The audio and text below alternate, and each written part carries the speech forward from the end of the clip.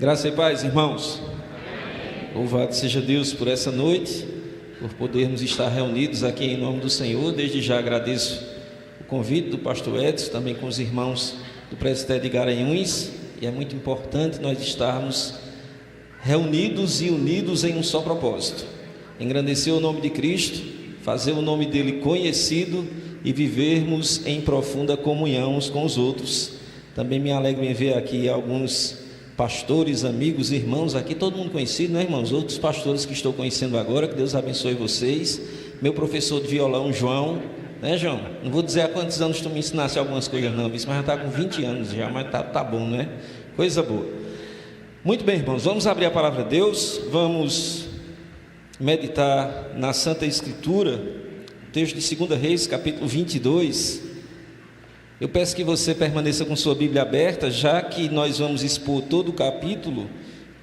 Então eu só vou ler o versículo de número 8, para nós introduzirmos aquilo que nós vamos expor nessa noite para toda a igreja.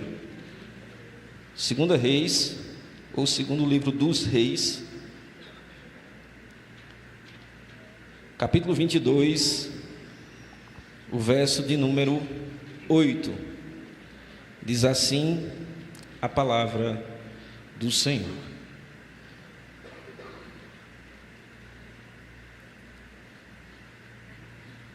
Então, o sumo sacerdote Ilquias disse ao escrivão Safã: achei o livro da lei na casa do Senhor.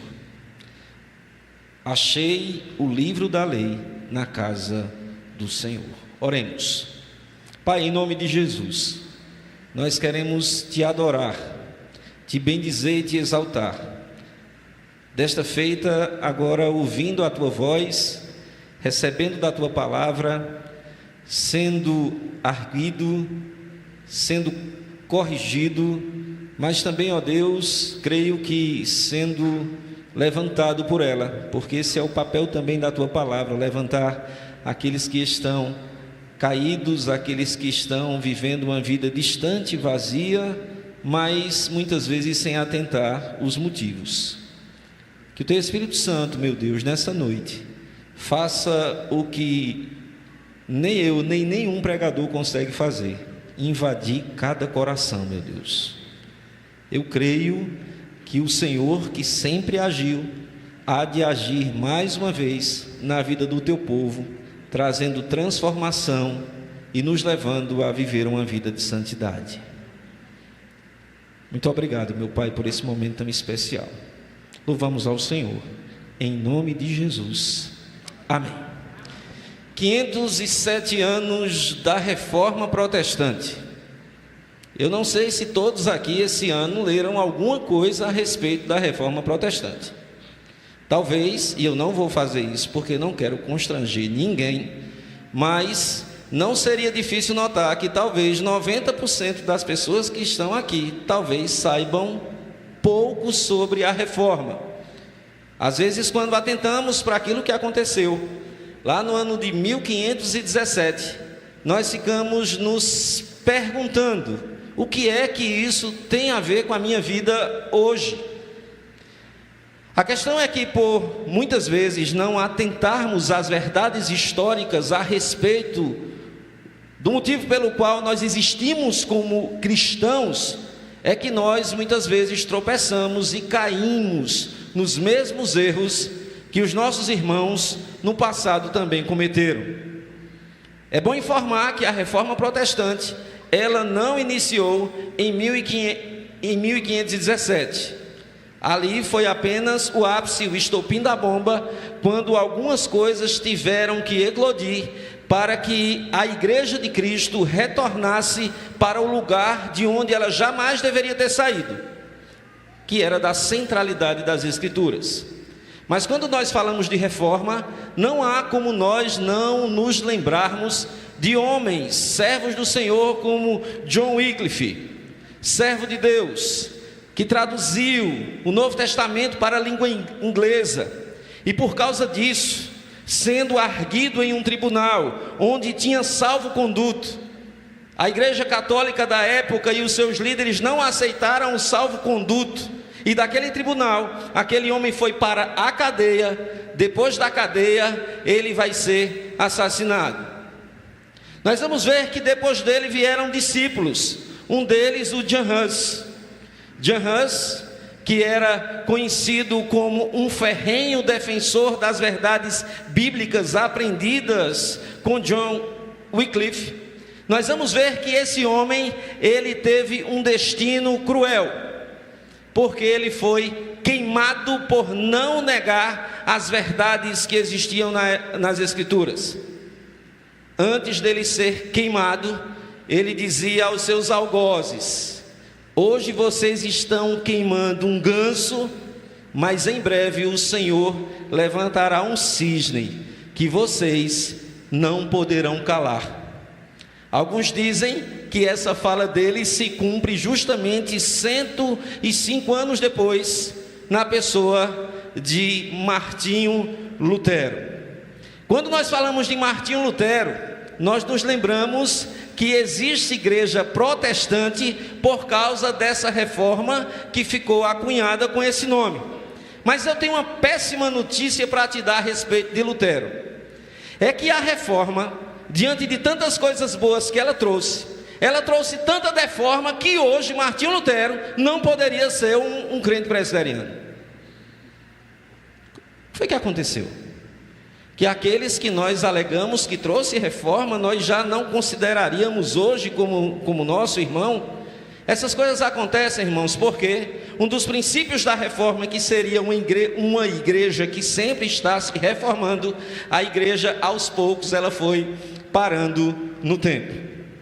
Quando nós vamos para o contexto do que estava acontecendo nos dias de Lutero, lá no início do século XVI, nós vamos ver que a igreja aí, saindo desse período terrível, que não só foram coisas terríveis, mas tiveram coisas boas, mas no sentido religioso, esse período da Idade Média, aonde os próprios ditos cristãos eram proibidos de lerem a Sagrada Escritura, a maioria deles nem sabiam ler, mas aqueles que pudessem ter algum contato com algum texto bíblico, eles eram proibidos de trazer alguma interpretação, porque a igreja defendia que só o Papa, o clero católico poderia trazer uma interpretação correta. Foi nesse meio, foi nesse contexto que Martinho Lutero, que era um doutor do Novo Testamento, que traduzia texto bíblico e lia dos originais, esse homem lê aquele texto tão conhecido que nós sabemos lá de Romanos 1, versículo 17. Ele vivia se questionando, se perguntando por que era que ele não conseguia encontrar paz diante de Deus, sendo Jesus Cristo aquele que fez propiciação pelos nossos pecados, mas ele era ensinado que ele deveria buscar sempre essa remissão através de autoflagelação espiritual. Mas ele não conseguia encontrar paz, porque não existe paz fora da centralidade do Senhor Jesus Cristo. É impossível o homem, através de seus próprios méritos, ele encontrar paz. Ele dizer que alcançou um nível de santidade tão elevado que ele consegue ter paz porque ele fez algo impossível. Até que ele começa a atentar a respeito da justiça de Deus. Justiça é essa que não era uma justiça punitiva, vingativa, mas era a justiça que trazia ou traria libertação para ele. Era uma justiça que traz justificação. Nós vamos ver que o apóstolo Paulo, é nesse contexto que ele vai escrever aos Romanos, dizendo que, justificados mediante a fé, nós temos paz com Deus, por meio de nosso Senhor e Salvador Jesus Cristo. A paz que nós temos, ela não advém de homem algum, mas ela vem pela fé em Jesus Cristo, na certeza que só Ele é capaz de nos perdoar e fazer com que tenhamos paz com Deus. Para isso é necessário ter fé. Fé é algo, irmãos, imprescindível na vida de um cristão. E quem tem? Se a própria fé é um dom de Deus, nós sabemos que é Deus quem outorga, quem nos dá essa fé quando nós clamamos a Ele. Por isso que os seus discípulos certa vez rogaram ao Senhor Jesus, dizendo: Senhor, aumenta-nos a fé. Mas foi nessa fé, nessa convicção, que a história nos diz que em 1521, sendo convocado para estar em uma assembleia chamada Worms, conhecida como Dieta de Worms, que Martinho Lutero, ele foi convocado para renegar a sua fé. Ele tinha agora que anular e fazer uma campanha para queimar todos os artigos que ele tinha escrito, inclusive alguns deles confrontando diretamente aqueles que faziam parte da liderança da Igreja Católica na época. Martinho Lutero, sabiamente, na sua defesa, ele diz: a menos que vocês me provem que eu estou dizendo algo que não esteja na Escritura, eu não posso negar o que disse, porque a minha mente está cativa a ela. Uma pessoa que entendia que a convicção de viver para Cristo não era viver um oba-oba de religião, mas era saber que, se possível, se houvesse necessidade, até morreria por causa daquilo que cria. É nesse contexto, irmãos, que quando nós reportamos há 621 anos antes de Cristo, nós nos deparamos com o cenário do texto que nós vamos meditar. Um cenário caótico, um cenário triste, mas um cenário onde a igreja veterotestamentária precisava urgentemente de restauração, precisava de uma reforma que trouxesse de fato reforma e não deforma, como também nós vemos nos dias atuais. Às vezes nós falamos de reforma, mas nós caminhamos pelas avenidas longas de uma igreja que aos poucos vai se deformando e perdendo o caráter da santidade que é exigida pelo nosso Senhor e Salvador Jesus Cristo. E para isso é necessário arrependimento que conduz a um reavivamento. É sobre isso que eu quero falar com vocês nessa noite. Reformados, não deformados. O arrependimento que conduz a um reavivamento. A palavra do Senhor nos diz, irmãos, aqui no versículo 1, falando sobre o resumo do ministério de Josias. O texto diz que Josias tinha 8 anos de idade quando começou a reinar. Certamente não era ele que estava reinando. Com 8 anos de idade, ele não tinha capacidade, mas tinham pessoas ao seu redor, inclusive sacerdotes, existiam escribas, existiam pessoas que eram justamente aqueles que faziam parte do reinado de seu pai, que estavam agora ali para lhe auxiliar. Nós vamos ver que o reinado propriamente dito de Josias, o seu governo, começa quando ele está ali em meados dos seus 20 anos de idade. O texto nos diz que ele começou a reinar e reinou 31 anos em Jerusalém. A mãe dele se chamava Gedida e era filha de Adaías de Boscate.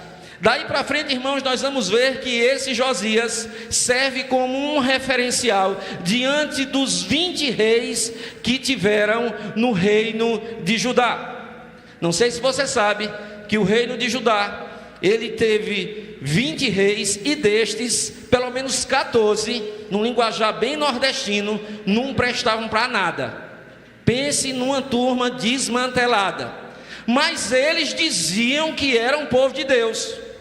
Se fosse nos dias atuais, eles iam até para a igreja e adoravam ao Senhor, cantavam louvores, até davam um dízimo, mas eles tinham algo que era inerente de pessoas profanas e ímpias. Tinham um coração endurecido, cerviz dura, distantes do Senhor. Mas Josias não. O texto nos diz no versículo 2 que Josias fez o que era reto aos olhos do Senhor, andou em todo o caminho de Davi seu pai, e não se desviou nem para a direita e nem para a esquerda. Se você for pegar o fator cronológico, você vai ver que Josias, ele não é filho de Davi, mas ele é um descendente de Davi. E por que o texto não afirma que Josias ele fez o que era reto como seu pai biológico? Porque o texto sagrado vai nos dizer que o pai dele era um homem mau.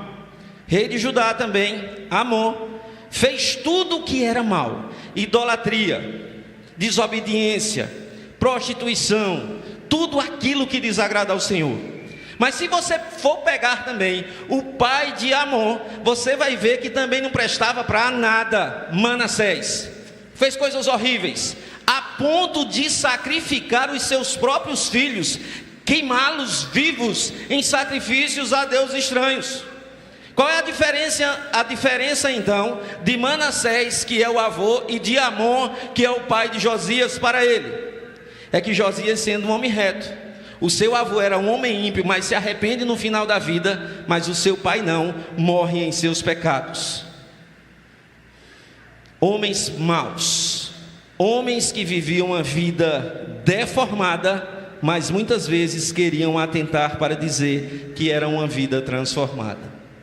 Adoravam, oravam, faziam aquilo que nós fazemos todos os dias. O texto que foi lido aqui nesta noite, Isaías 59, que é uma convocação à oração. Não sei se você percebeu que nós enfatizamos claramente aqui que o nosso Deus, Ele é o Deus que ouve, Ele é o Deus que vê, Ele é o Deus que apalpa.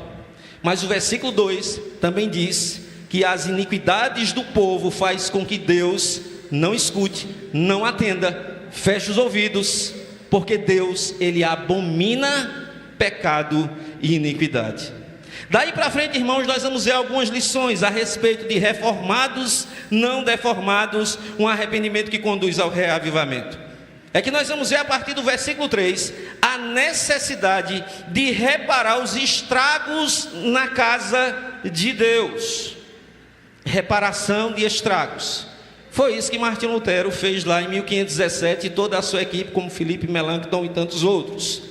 A partir do versículo 3, nós vamos ver que no 18º ano do seu reinado, que seria 622 a.C., o rei Josias mandou o escrivão Safã, filho de Azalias, filho de Mesulão, à casa do Senhor.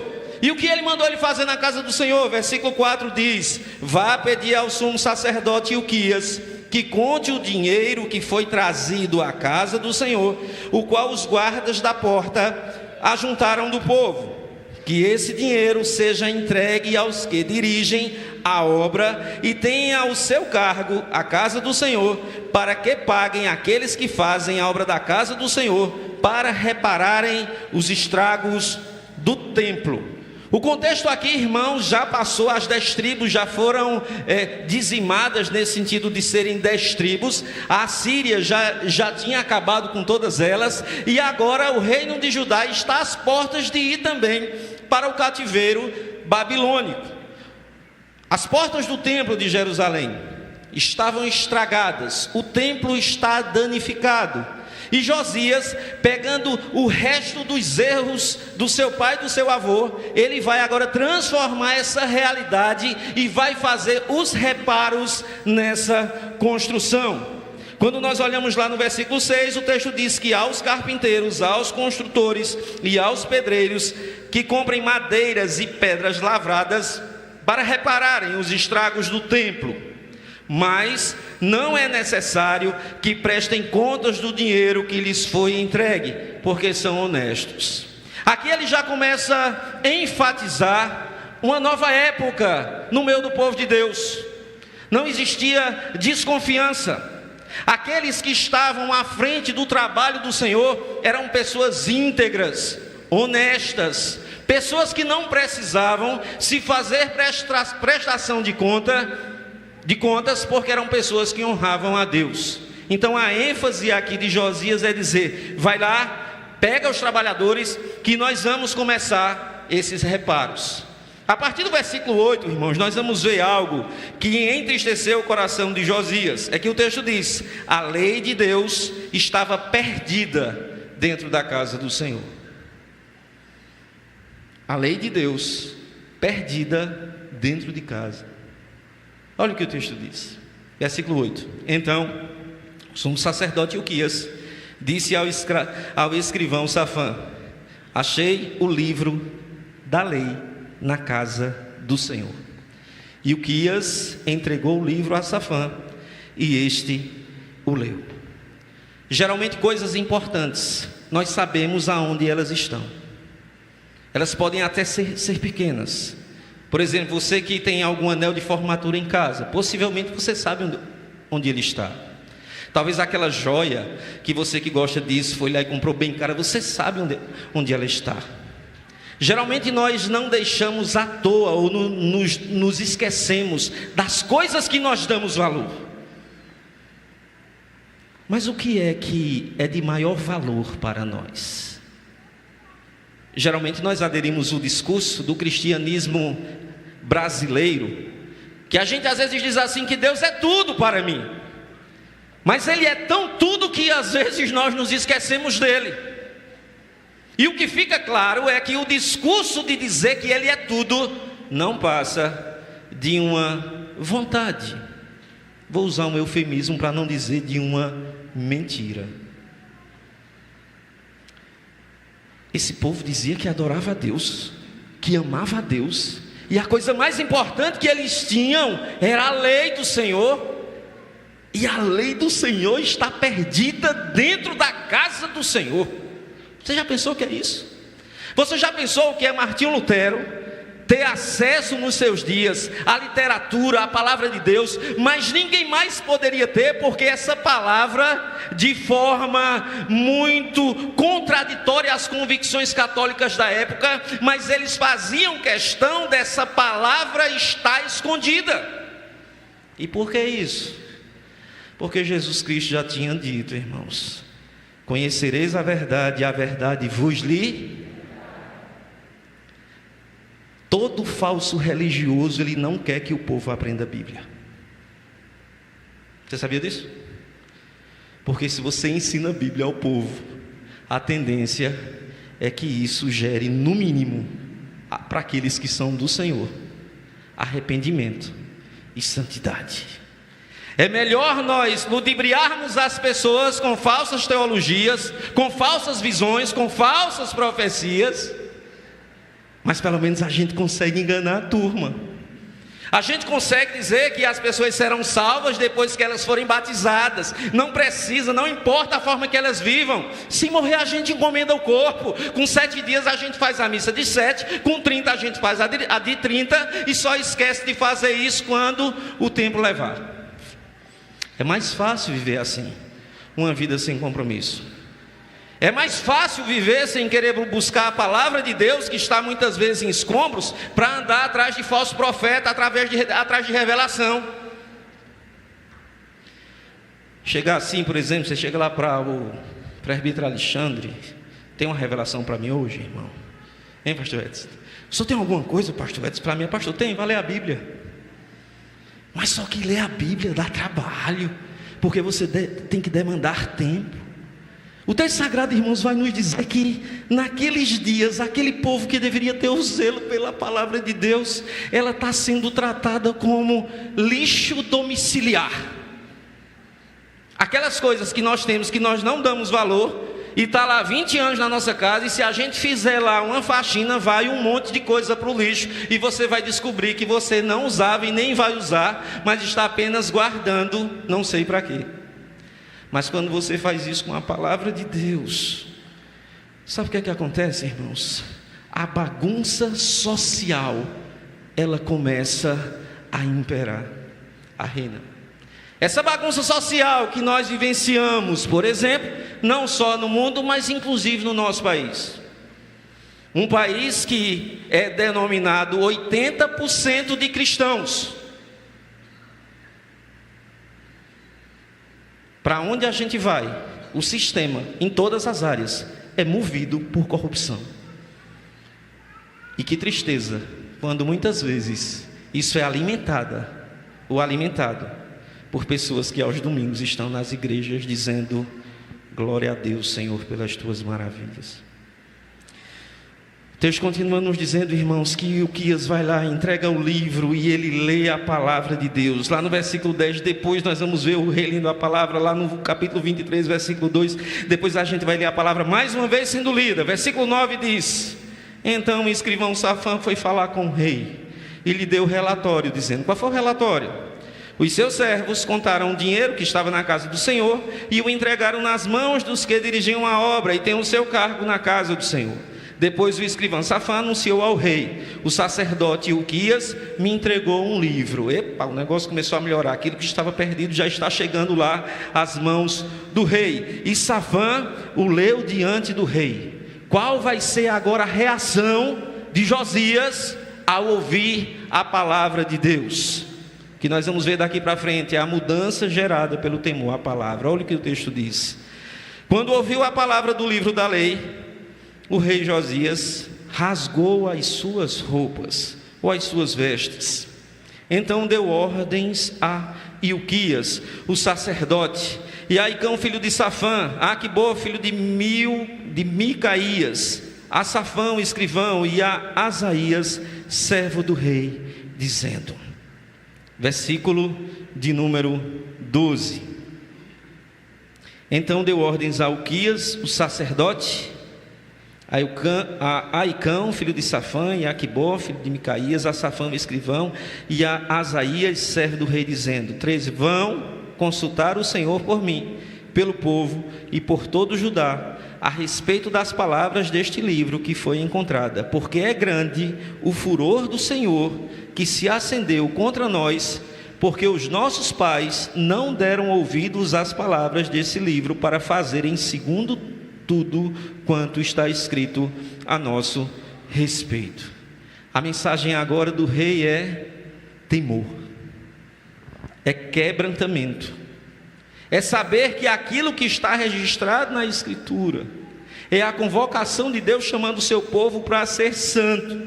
A atitude daquele rei é humilhação, é quebrantamento na presença do Senhor, é saber que quando folheava a lei, ele via a sujeira espiritual do povo, e sem esse folhear da lei é impossível que exista um norte favorável para que as pessoas saibam qual é a vontade de Deus.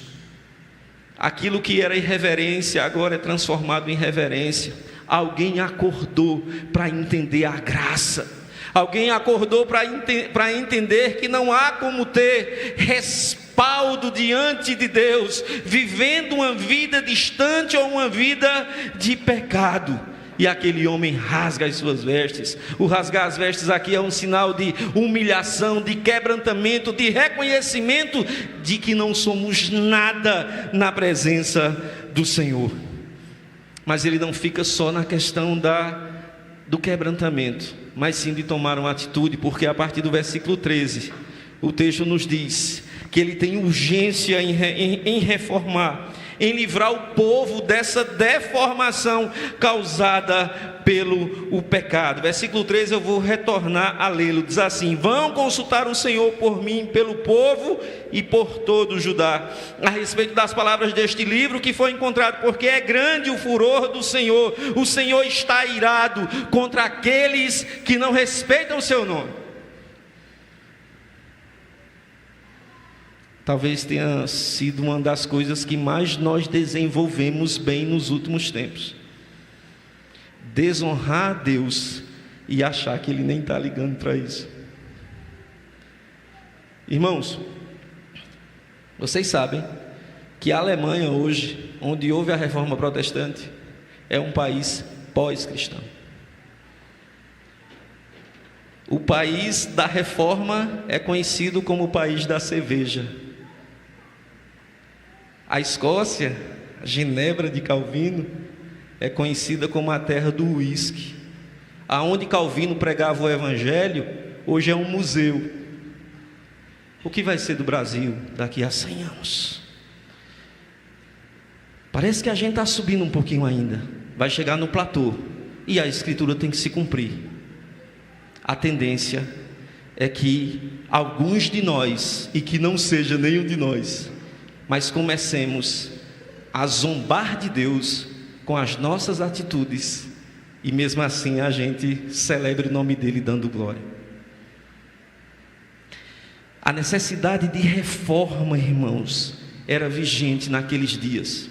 A palavra do Senhor nos diz que Isaías, falando ao povo de Judá, Isaías vai dizer que ai desta nação pecaminosa, Isaías 1,4, povo carregado de iniquidade, raça de malignos, filhos corruptores.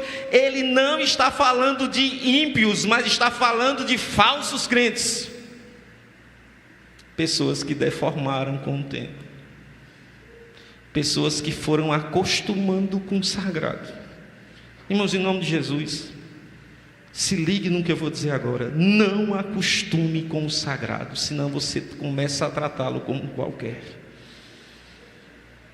Todas as vezes que nós começamos a achar que Deus é nosso camarada, o cara lá de cima, que nem diz a Xuxa do pecado, aí a gente começa a perder a reverência, o respeito, o zelo.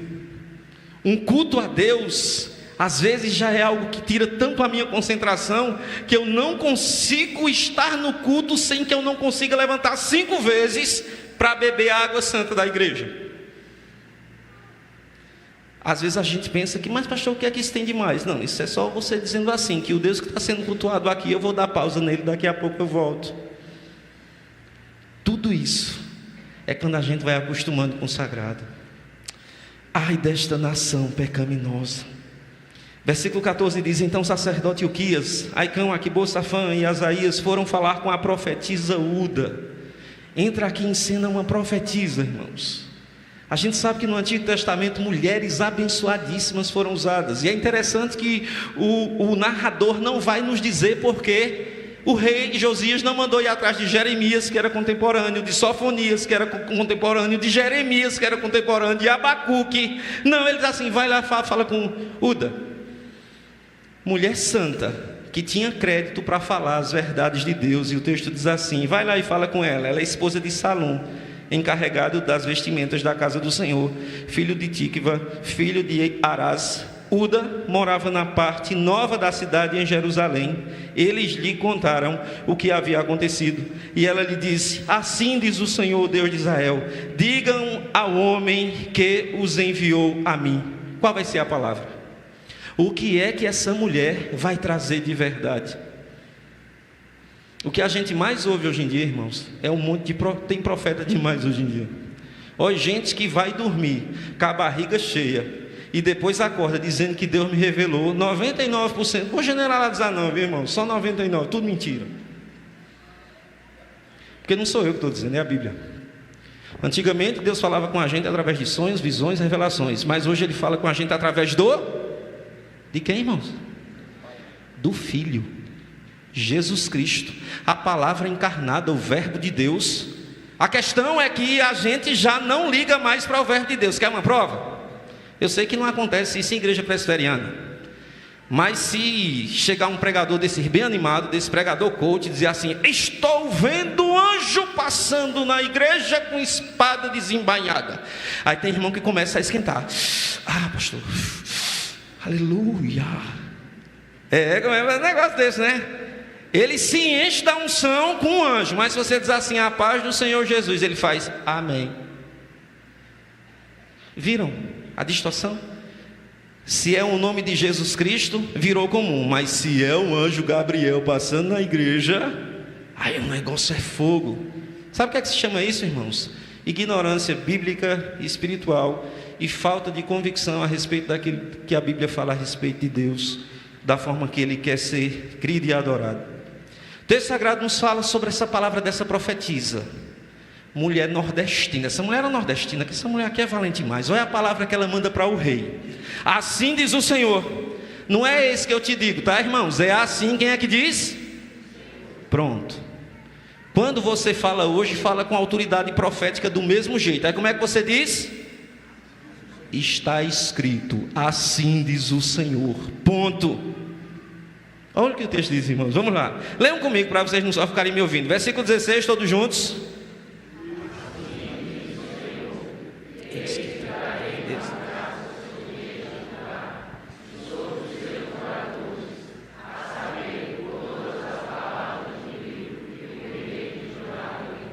17.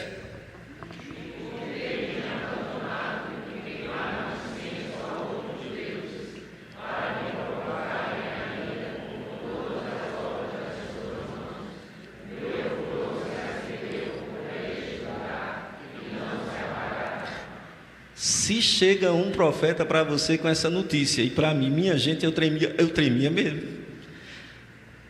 Assim diz o Senhor: a mão de Deus vai pesar sobre vocês, porque Ele está irado com vocês. Irmãos, é negócio para a gente se arrepiar todinho com um negócio desse, de medo, porque a Bíblia diz: ai daquele que cair nas mãos do Deus vivo. Deus usa essa mulher para dizer assim: vai lá e avisa o rei, vocês queimaram incenso para outros deuses, vocês vivem em desobediência à palavra de Deus, vocês vivem até sacrificando, entregando culto, matando animal, mas isso tem sido para mim a abominação. É muito sacrifício, pouca obediência, é muita doação e muito ativismo, mas sem santidade. A profetisa Uda vai lá e diz assim: isso é para vocês de Israel. Vocês estão deformados, vocês deformaram, e é preciso urgentemente uma reforma, e essa reforma começa com arrependimento. Se quiserem ver a nação de Israel restaurada, Deus causando um reavivamento no meio de vocês, é necessário reformar, sair desse estado medíocre de deformação. Irmãos, a palavra do Senhor nos falando sobre a honra para quem tem que ser dada. Salmo 115 é um dos salmos, pastor Fábio, que a turma não gosta mais de ler, porque ofende o pecador. Você já viu quando a gente vai pregar o evangelho para o povo hoje em dia? É assim, pastor Wallace, a gente alivia, que a gente pensa que é a gente que vai converter o indivíduo para Jesus.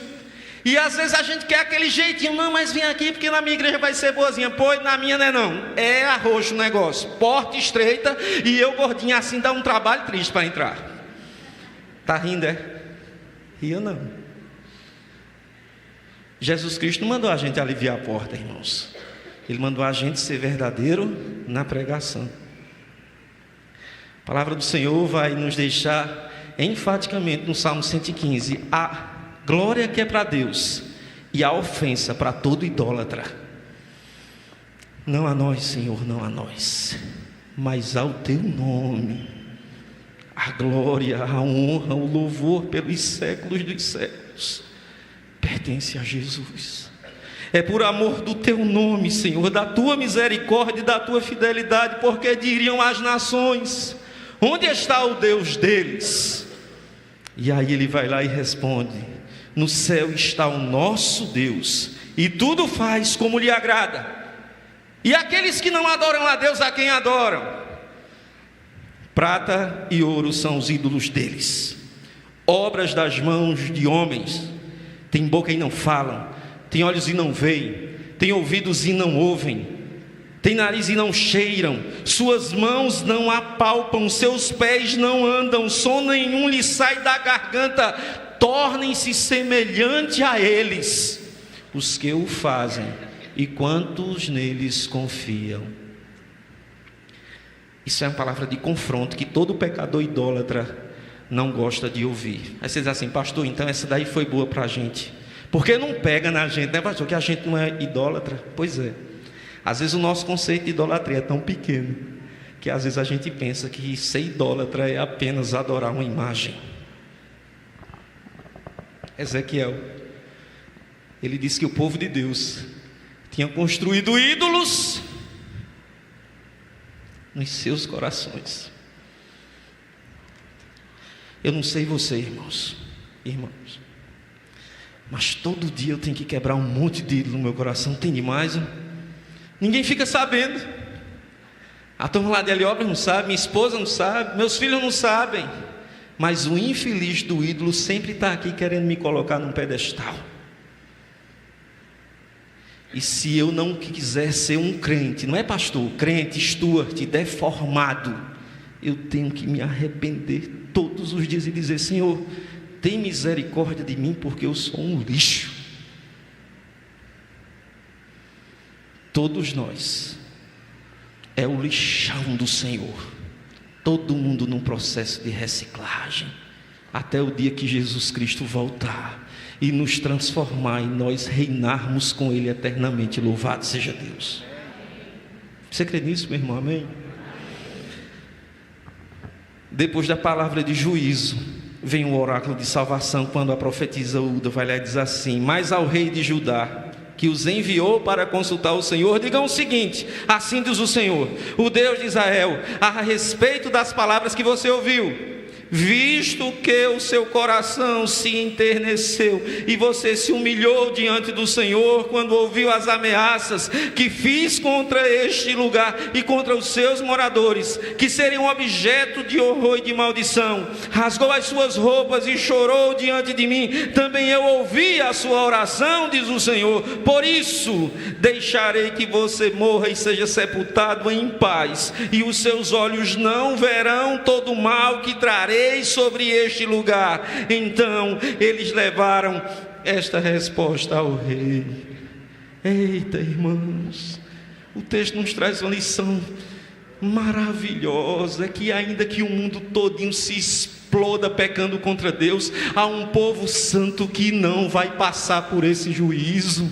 Eu e você estamos escritos na mão do Senhor, e nada vai poder nos separar desse amor, desde que nós estejamos de fato nas ruas da santidade e da adoração. A palavra para o rei é: você vai morrer em paz, mas o juízo virá sobre esse povo ímpio que vive se rebelando contra a santidade de Deus. Coisa simples, o texto. Tenho certeza que muitos aqui já tinham lido o texto, já tinham passado por ele e visto essa reforma que Josias praticou.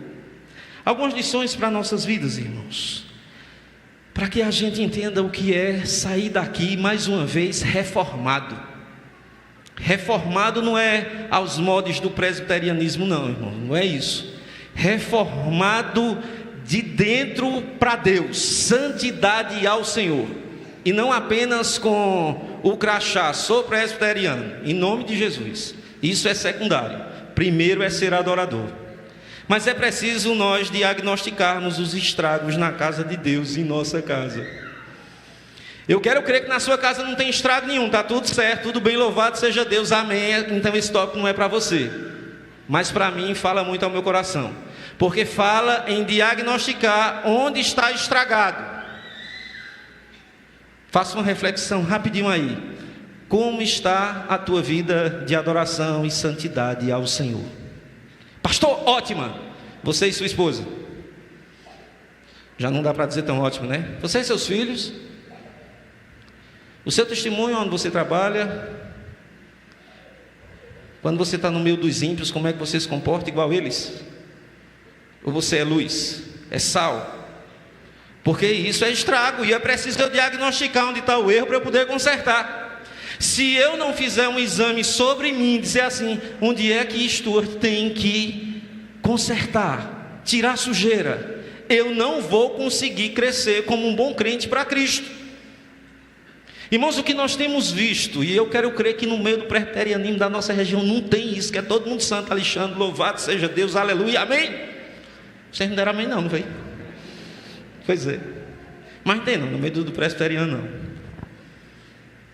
Quando você faz o aniversário na sua casa, como é a festinha lá? É para a glória de Deus ou para que o capeta seja glorificado? Pastor, não diz isso não. Eu digo. O povo lá de Heliópolis, os bichinhos já estão acostumados, né, Jair? É bênção demais.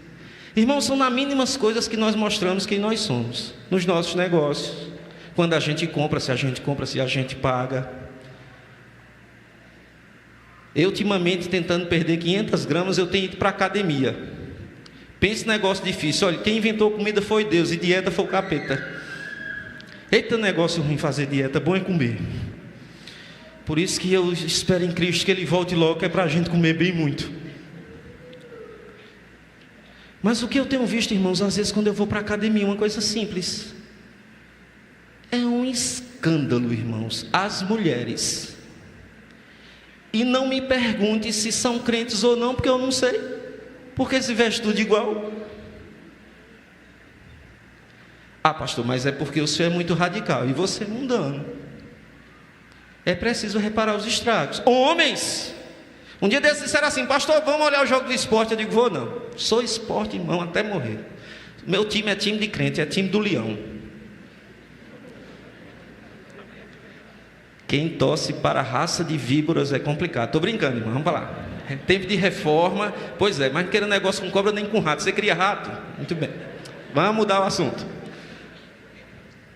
Mas eu disse: eu não vou para o jogo. Eu não vou, pastor. Sabe por quê? Porque eu perco domínio próprio lá no jogo. Quando o juiz começa a dar o que eu não quero. Eu só fui um jogo até hoje.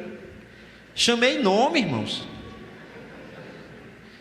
Aí diz: pastor, você está dizendo isso no público? É para dizer onde, irmão? Sou gente igual a vocês. A diferença é que tem um paletó aqui que eu já queria ter tirado faz tempo, nem queria ter vindo de gravata, mas já tudo certo.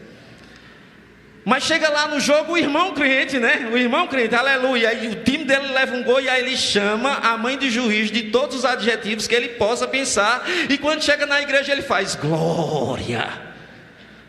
Ser crente também nisso, irmão, nas pequenas coisas. Isso é reformar. A palavra de Deus nos diz lá em Atos: os homens que constrangeram o mundo chegaram até nós. Foi assim que fizeram referência aos apóstolos. Os homens que faziam a diferença não pelos pecados que cometiam, mas pela santidade que viviam. Pastor, hoje é dia 31, hoje é dia de quê?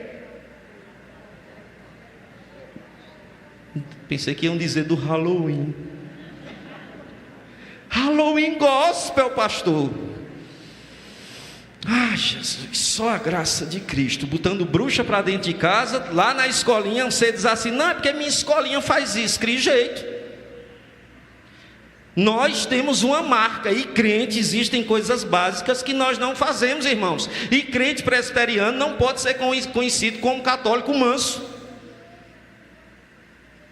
Dia de reforma, né, irmão? Tem que trazer uma mensagem dessa, até porque eu vim hoje aqui, só vim daqui a 5 anos de novo.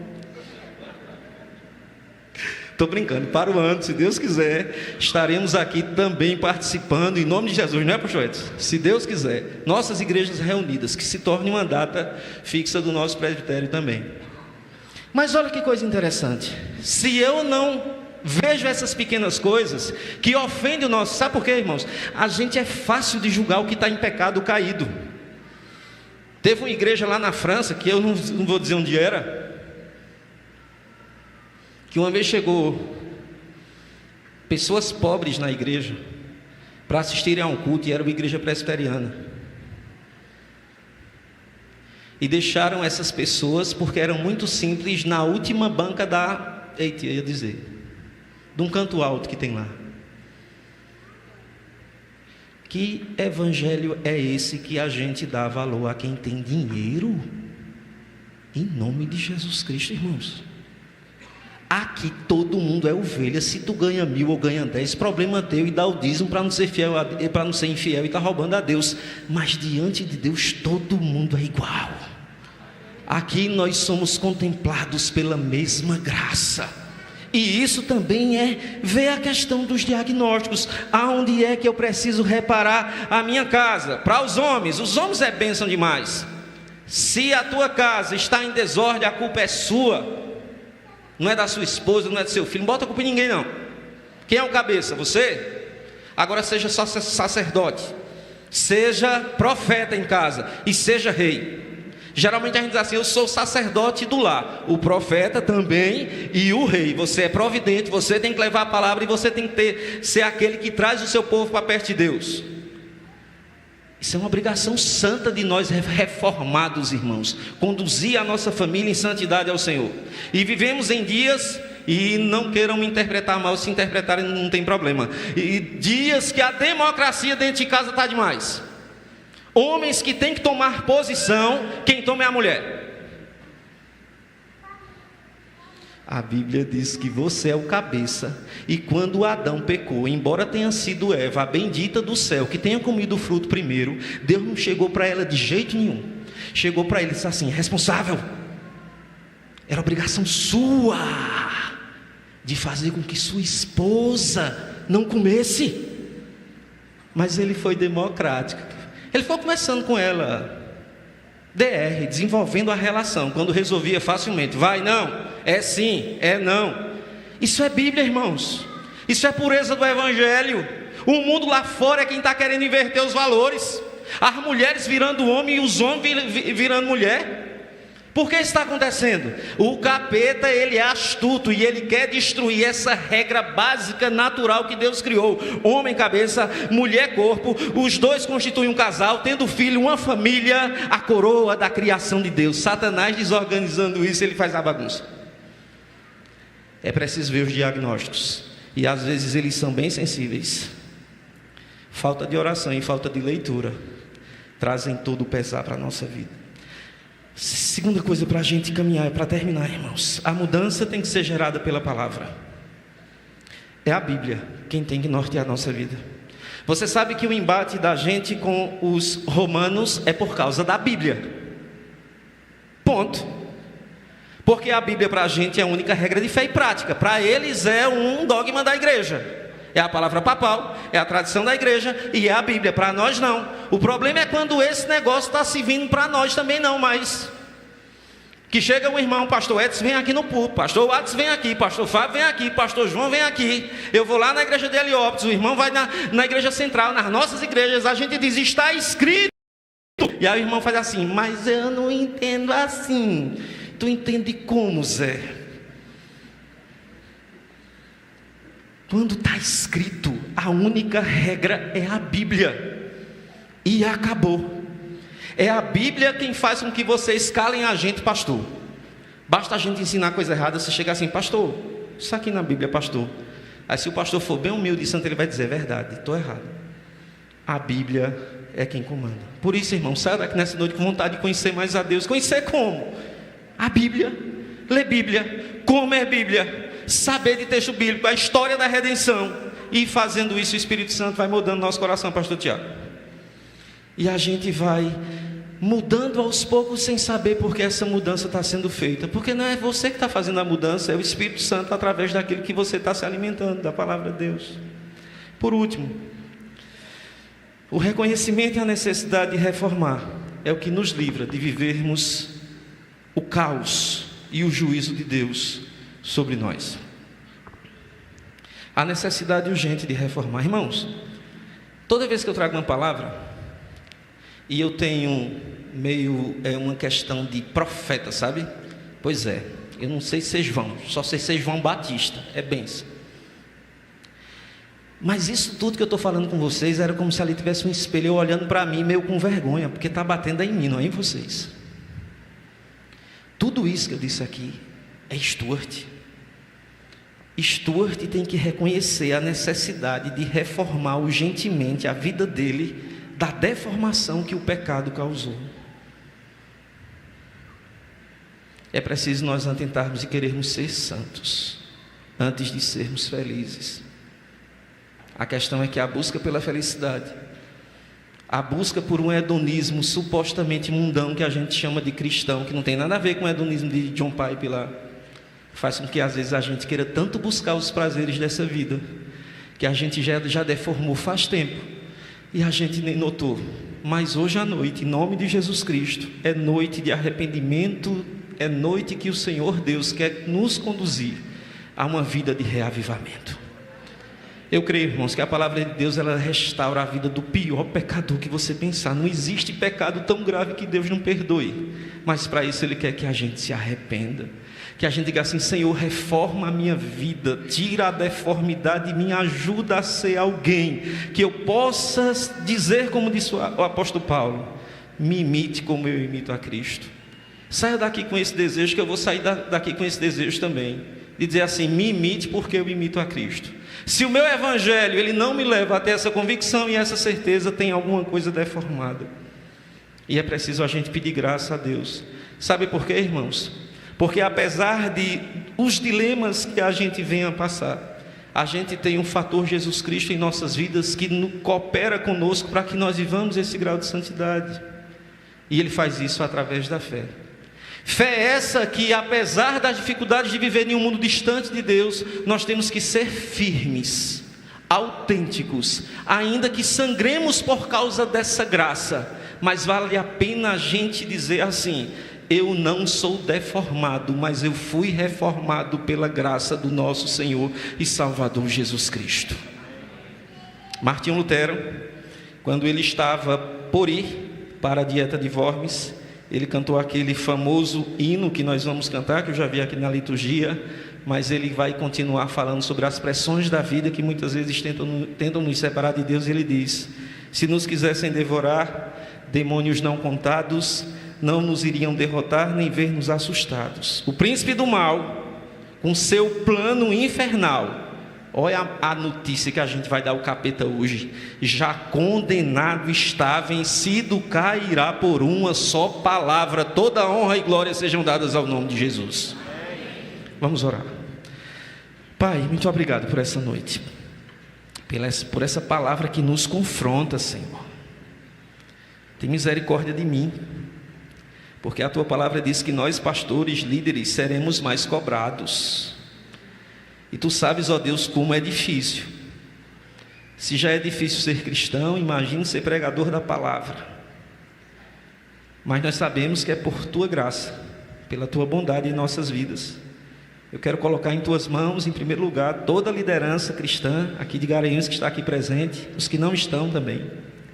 Que o Senhor nos ajude para que possamos ser fiéis ao Senhor, independente de, sem olharmos nem para a direita nem para a esquerda, mas atentarmos para as verdades da palavra, ainda que venhamos padecer, mas que o Senhor nos dê fé, para que nós possamos, ó Deus, honrar o Teu nome, sem retroceder, mas sermos profetas de Deus aqui na nação que o Senhor nos colocou. Abençoa cada crente que aqui está, do mais velho ao mais novo. Que o Senhor derrame graça do alto, graça abundante, que o Teu Espírito Santo traga um avivamento na vida de cada um. E esse avivamento não seja para a gente aprender teologia, apenas para aprender versículo bíblico decorado, não. Esse avivamento para que a gente tenha um desejo incessante em nosso coração de Te adorar, de ganhar almas para o Senhor, de sermos pregadores do Evangelho, evangelistas e pessoas que fazem a diferença onde estão. Mas Tu sabes, ó Deus, que nós somos falhos e fracos, e por isso nós recorremos ao arrependimento, nós pedimos perdão onde temos falhado, e Te pedimos que o Senhor nos dê graça, para que possamos, ao nos levantar daqui nessa noite, sairmos melhores, prontos para viver o Evangelho, o reino de Deus aqui na cidade de Garanhuns. Essa é a nossa oração, em nome de Jesus. Amém.